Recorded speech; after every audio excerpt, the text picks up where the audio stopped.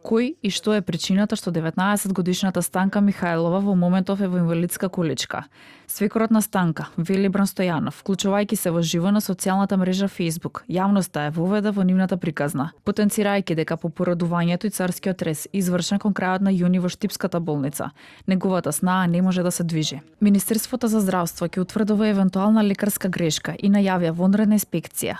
Оттаму тврда дека внимателно го следат случајот со 19-годишната пациентка и се во постојана комуникација со надлежните установи. Со цел целосно, објективно и стручно утврдување на сите околности поврзани со лекување на пациентката, Министерството издаде налог до Државниот санитарен и здравствен инспекторат да изврши вонреден инспекцијски надзор по добивањето на инспекцијскиот наод и целокупната медицинска документација. Министерството ќе иницира и стручен надзор на досегашниот тек на лекувањето, но и постапувањето на здравствените работници и установи вклучени во случајот.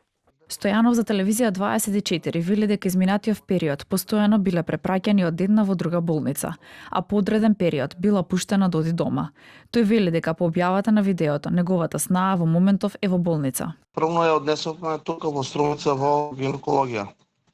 И ни кажа во гинекологија демек немале анестезиолог, морало да иде за Скопје најпрви. И потоа се одлучи во Штип да ја однесат со брза помош. Ја однесоа тамо, чекавме дока 1 сат и 15 минути. Ја породија там со царски рез и ние не знаевме што се дешава со неа. Добре е, вика и она, добро е, вика и бебето. Викам добро, нема проблем, фала ви, честитки, друго, трето и тоа биде. Радост. И си дојдовме ние, разговараме ние со снаата, како си знао. Вика, не знам, нешто ми се дрват, вика, нозите, не можам, вика, да функционирам добро. Тоа е, викам, сега царски рез, дека да опорееш, викам, таму да заздравеш, викам, ќе биде цел ред, нема се кире. И ни се јавија, понеделник беше, вика, може да дојдете да си го земате. Викам, добро, идеме да ga земаме ние снаата. Снаата не може да движи како што треба.